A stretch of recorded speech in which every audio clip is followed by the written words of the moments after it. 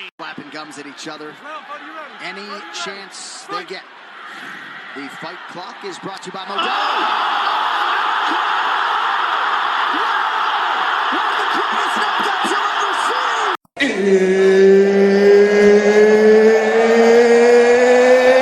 It's time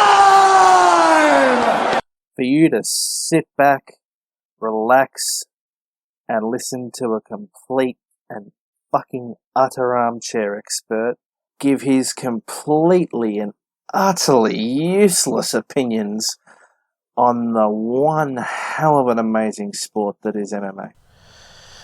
We drop at 6 a.m. today, and it is currently nearly 2:30 in the morning, and I'm recording this episode on the same day of dropping.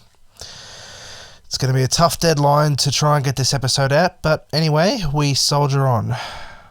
It is, of course, episode 6 of Australia's best MMA podcast, MMA Quick Chat. And have we got an action-packed one today? Because, of course, ladies and gentlemen, we are a little over 2 weeks, I believe, away from the rematch of that fight of the year performance that single-handedly saved UFC 248, Weili Zhang versus Joanna Jędrzejczyk. We'll definitely be looking forward to hopefully watching that one in a couple of weeks' time.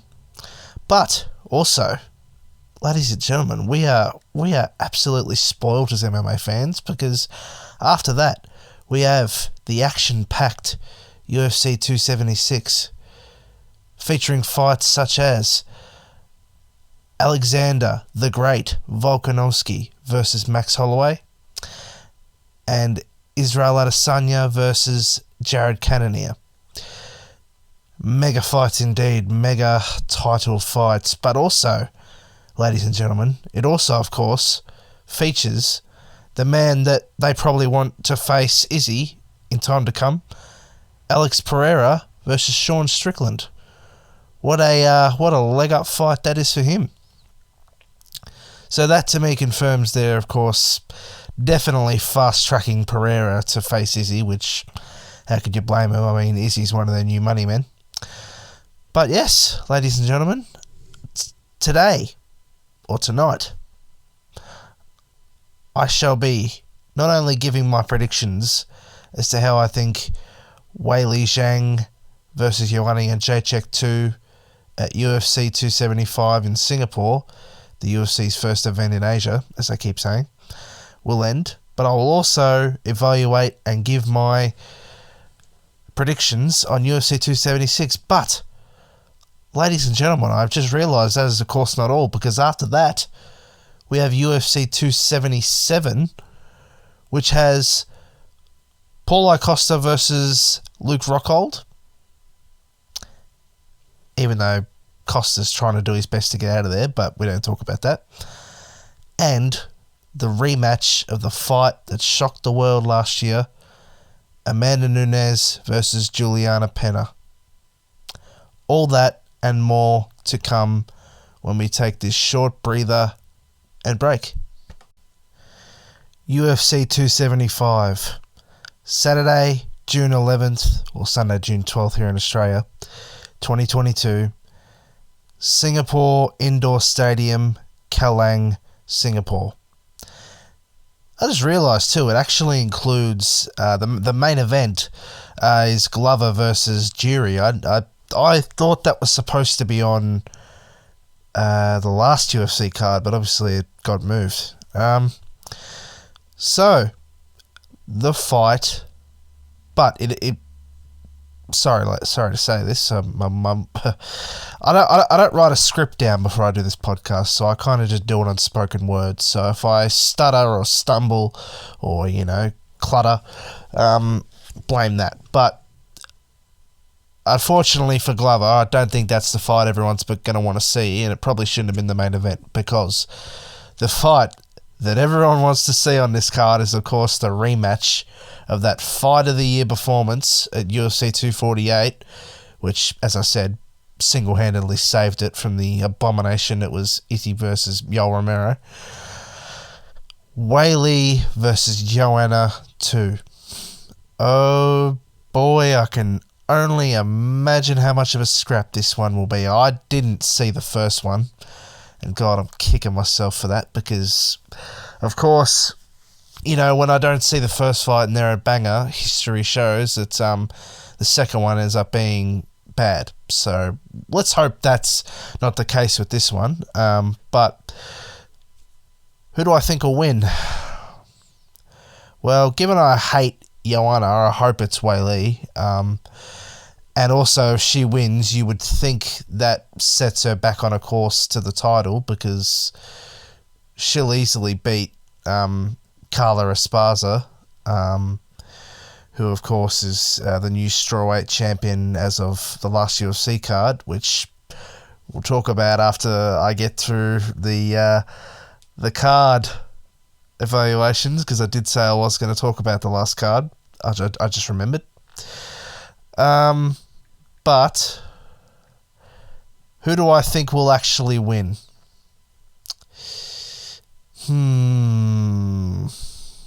God, it's interesting.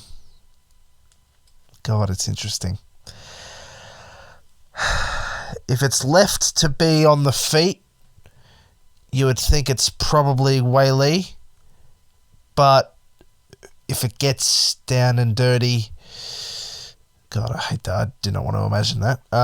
If it gets down to the ground, oh my God, dirty. Jesus, the fucking last women's championship fight might as well have got down and dirty. It would have been more entertaining than what it was. But yes, if it gets down to the ground, honestly, who knows? I'm hoping it's going to be an interesting fight, though. Yeah, hopefully it's honestly, anything will be better than the last woman's fight I saw. Jesus, they could stand around and well, they did. We'll save that for after the card evaluations because oh boy, have I got a lot to say about that. But anyway, I'm going to take... Jesus, sorry, I'm a little bit frazzled today. I'm going to take another quick breather, and when we come back... Really, I shouldn't do Glover dirty, should I? I should give him... I should give him a mention, actually. Yeah, so scratch that. We're going to mention Glover. Legendary fighter. Absolute legend. I hope he wins. I hope he keeps his... He, of course, is working closely with Alex Pereira and helping him greatly develop his ground game. And I reckon he wins if it goes to the ground and retains, which I hope happens. But as I say, anything can happen in MMA. I'll probably watch it. I'll probably stick around and watch it, you know, because it's an extra fight. But, yes, we are in for a spoiled couple of months as MMA fans, and who even knows what the summer entails. So, I'm going to take another quick breather. Sorry to say it twice, but I did want to mention Glover.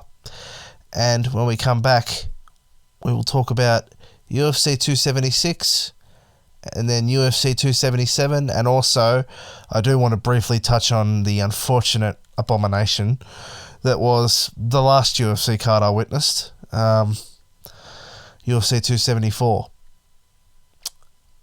All that and more when I come back. UFC 276, UFC, sorry, bit my tongue. UFC 276, Saturday, 2nd of July, or Sunday, 3rd of July again in Australia, 2022, T-Mobile Arena, Las Vegas, Nevada. Now, let's just get into it, shall we? There's 3 fights I want to talk about on this card.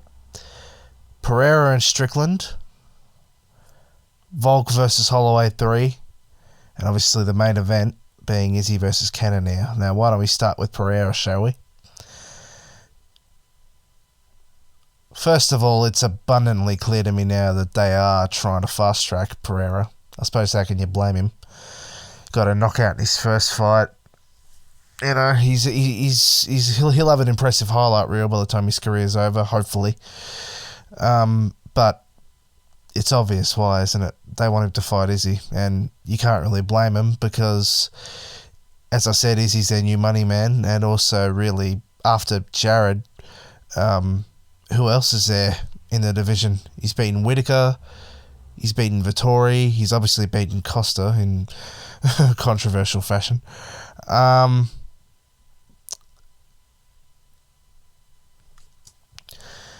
And if he beats Jared, sorry, I had to, something I didn't want you guys hearing. But of course, if he beats Jared, he'll have beaten everyone. There won't be anyone else. Not a viable title contender anyway. And certainly not in that division. So, of course, you could see why they want him to face Alex if he can beat enough people. Alex versus Strickland. Strickland, of course, is a legendary fighter, but, I mean, against a guy like Pereira, it's hard not to back Pereira, isn't it? So, of course, I'm backing Alex for that one, probably by knockout, first or second round, probably. And, yeah. Who knows where it is to for him after that. I would like to see him probably fight at least one or two other people before he tries for Izzy. Maybe say the likes of Marvin or Rob. I reckon that'd set him up for Izzy, if he can get through them. But we'll wait and see. And of course, Alexander the Great, Volkanovski versus Max Holloway 3.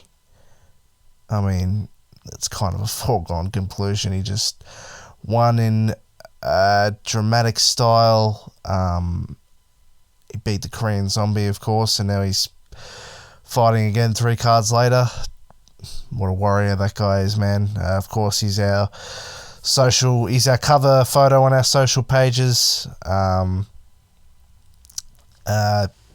Who else do you back? Holloway's obviously, pretty popular. But, 2 times in a row, how can you not back the Volk in that one? I certainly hope he wins, and reps the land down under with style, as he always does. And now, the main event, Izzy versus Jared Cannonier for the 185 title.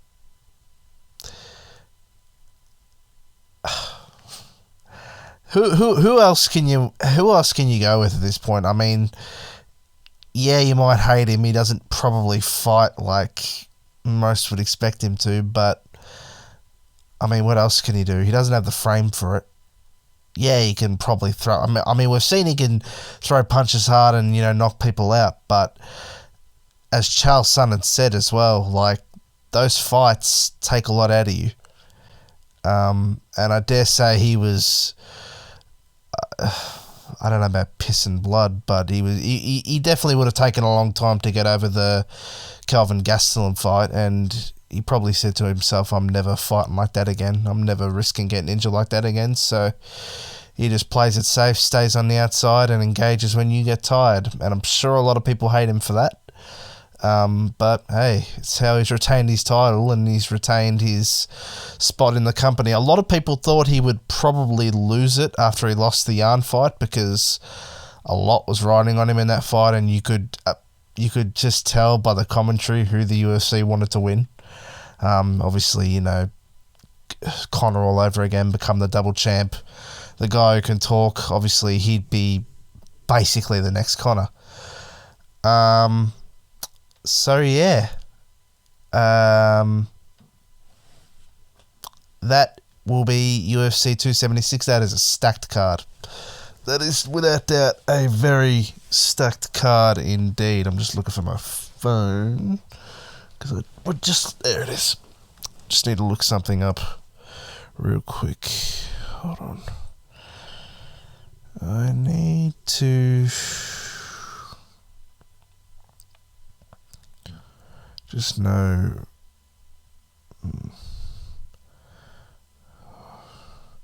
Oh, Robbie Lawler's on the card as well. I'm just looking at the card on the UFC site. Hold on.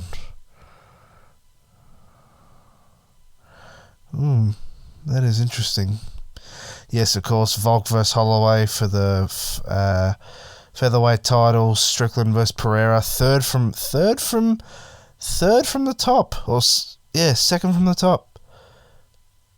Wow. Oh, yeah, that is interesting. That is a leg up for them.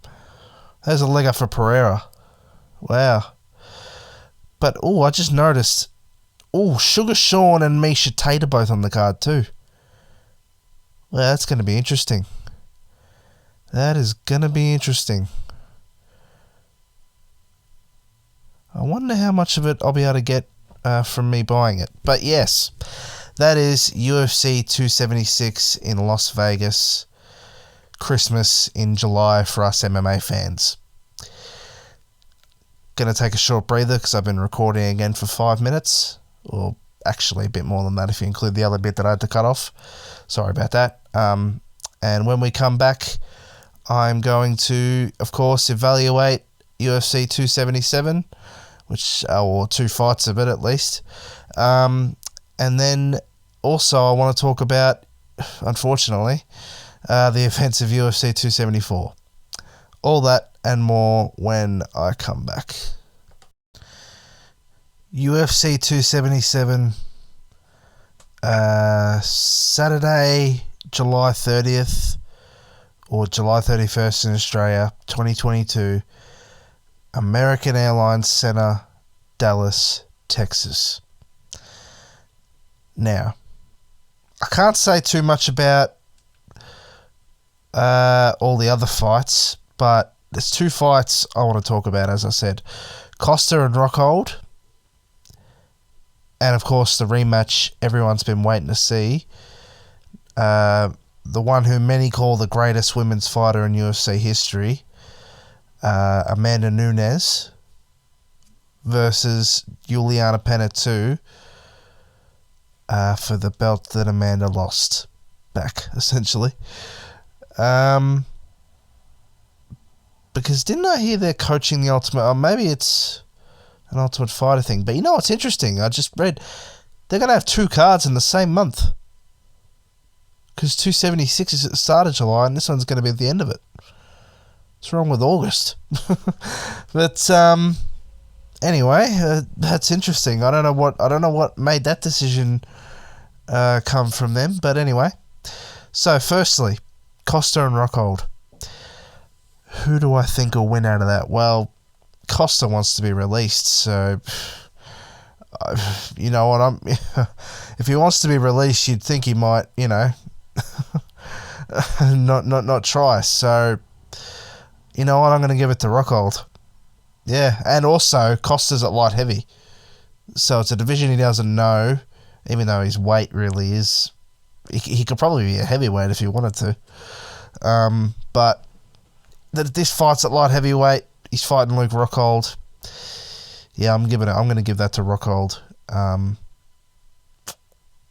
mean, not that it really matters because, Costa's on the way out probably and Rockhold's probably getting towards or very close to the end of his career. So it probably doesn't really matter who wins or loses. But, of course, the fight that everyone wants to see, Pena Nunes 2. Who do I think will win? Well, of course, Amanda is a dominant wrestler, but Amanda also got submitted. And also, Pena is a very good boxer. That's one thing I've heard from a lot of people. And her stand-up did look reasonably good in the first fight. So, I'm going to say if it gets to the ground, who knows? I reckon Nunes maybe. But I don't want to completely write Pena off because I think a lot of people did in the first fight and we saw what happened. So, honestly, who knows? I just hope it's a good fight. It won't shock the world like the first one did. Nothing the second time can shock like the first time did. But we shall see what happens on that.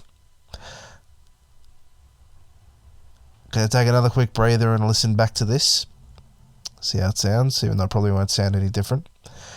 And when we come back, I will finish this 20-minute podcast that's going up in a couple of hours on the unfortunate UFC 274. All that and more, or not all that and more, because it's not anymore, but we'll talk about that when I return. There's three things that UFC 274 will be remembered for. One is the head kick knockout from Michael Chandler to Tony Ferguson. The other is Charles Oliveira missing weight by half a pound and having his championship stripped, but still winning against Justin Gaethje and becoming the number one contender to the belt that he lost over half a pound. And the third is arguably, certainly the worst women's fight I've ever seen, and arguably one of, if not the worst, women's fight in UFC history. Thug Rose versus Carla Esparza. I recorded UFC 274 thinking it was going to be another banger, and unfortunately it was anything but. In fact, the best part of it was probably the head kick knockout from Chandler to Ferguson. I found out about the belts thing on the Saturday, or as we all did, on the Saturday before the card. And like a lot of people, but certainly not everyone, thought it was absolutely ridiculous. Like, how can you have guys who are, let's be honest, openly doping in the UFC and getting away with it, and also guys like Costa, who, granted it wasn't a title fight, but came in 20 pounds overweight. Like, how can you have all that happen, but yet a guy who clearly went to as much effort as he could to make weight, as you could tell, misses by half a friggin' pound, and they don't offer him any kind of, okay, whatever, half a pound, not like it's going to make much of a bloody difference anyway. They stripped the belt from him, and now he has to be the number one contender to the belt that he really, let's be honest, by rights never should have lost. But, of course, whoever the bloody athletic commission was decided to say, no, you lose your belt. What the hell is this? This is like... This is like NSAC handing out the 5-year ban to Nick Diaz. I mean, seriously, what... That is just... Wow, half a friggin' pound.